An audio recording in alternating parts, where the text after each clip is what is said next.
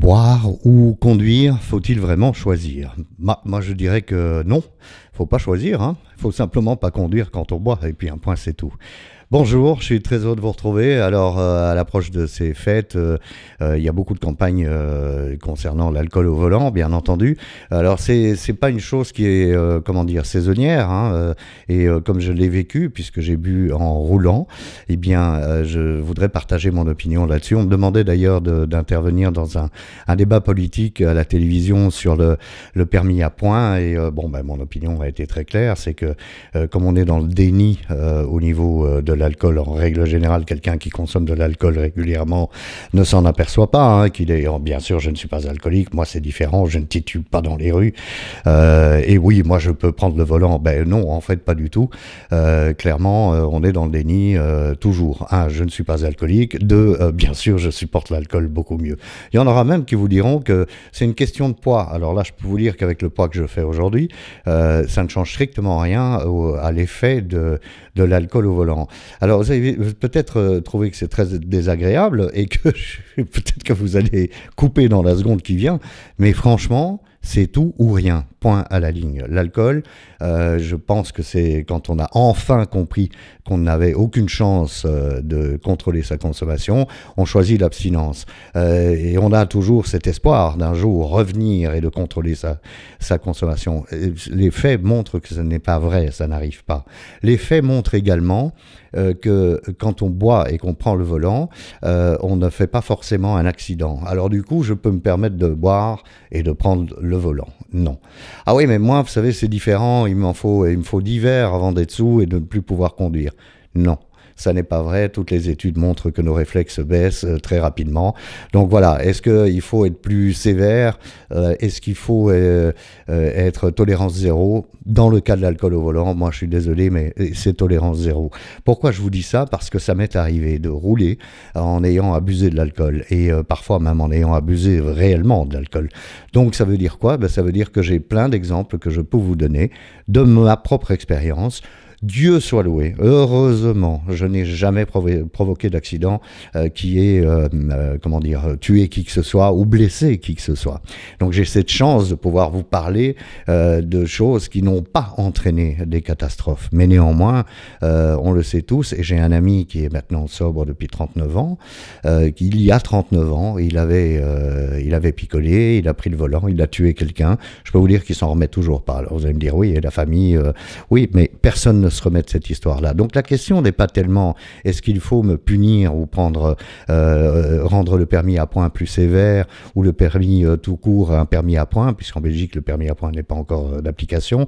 Je n'ai pas d'opinion là-dessus. Ce que je peux dire en tous les cas, c'est que j'ai été chopé par la police de Zaventem, qui est l'aéroport international de Bruxelles, parce que j'allais chercher des gens qui étaient en retard, leur avion était en retard, et j'avais bu un ou deux verres avant de prendre la route. Et j'étais au téléphone, et la police m'a arrêté parce que j'étais au téléphone en arrivant aux arrivées donc des passagers. Et c'est là que le gars m'a regardé, m'a dit « mais vous avez bu en plus ». Et bref, s'en est suivi un contrôle de l'alcoolémie, s'en est suivi la honte. Pourquoi? Parce que bien sûr, j'étais pas là pour récupérer mes amis puisque j'étais dans le commissariat de l'aéroport. Et puis, s'en est suivi encore une double honte, celle de passer devant un juge néerlandophone. Alors, pourquoi c'est une honte? Parce que j'ai demandé gentiment en néerlandais à la juge si je pouvais m'exprimer en français. Et elle m'a répondu, en néerlandais, elle m'a répondu « Écoutez, monsieur, votre néerlandais est suffisamment bon et de toute façon, il n'y a rien à dire ». Et en effet, je dois bien reconnaître qu'il n'y avait rien à dire. J'ai été contrôlé positif. Alors, on va toujours dire « Oui, mais si j'avais bu un verre de moins ». Non, la question n'est pas là.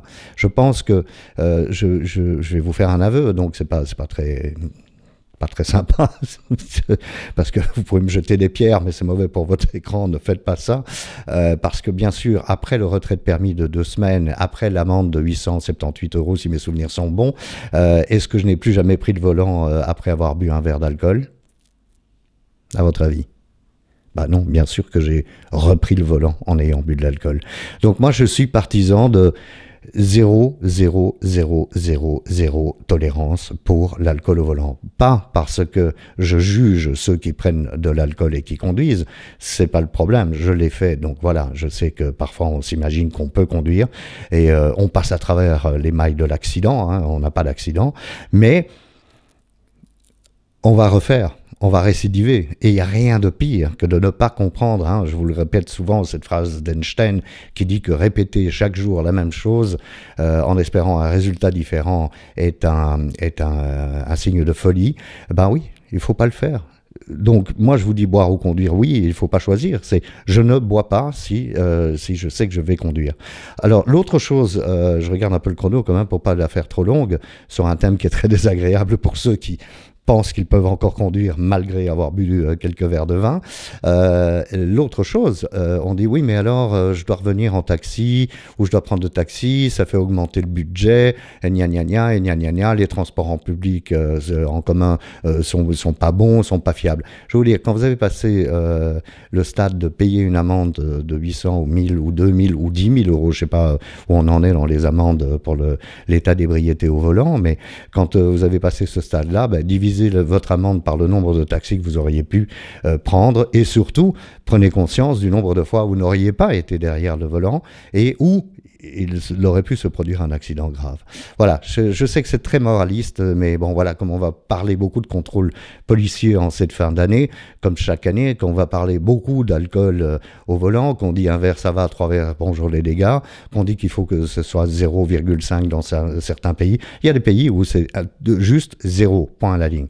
Vous avez bu de l'alcool, vous n'êtes pas autorisé à prendre le volant. Moi j'ai envie de vous dire une chose, très gentiment, allez je vais adoucir un peu le ton. Si vous êtes capable de vous offrir une soirée et de fêter ça avec de l'alcool, vous êtes certainement capable de faire le sacrifice du coût d'un taxi aller-retour ou de trouver une autre solution que de prendre votre voiture. Soyons un peu moins égoïstes et arrêtons de penser qu'à nous, ça ne va pas arriver. Il y a des gens à qui ça arrive et malheureusement tous les jours. D'accord ? Allez, bonne fête, hein ? Sur ce, à la semaine prochaine.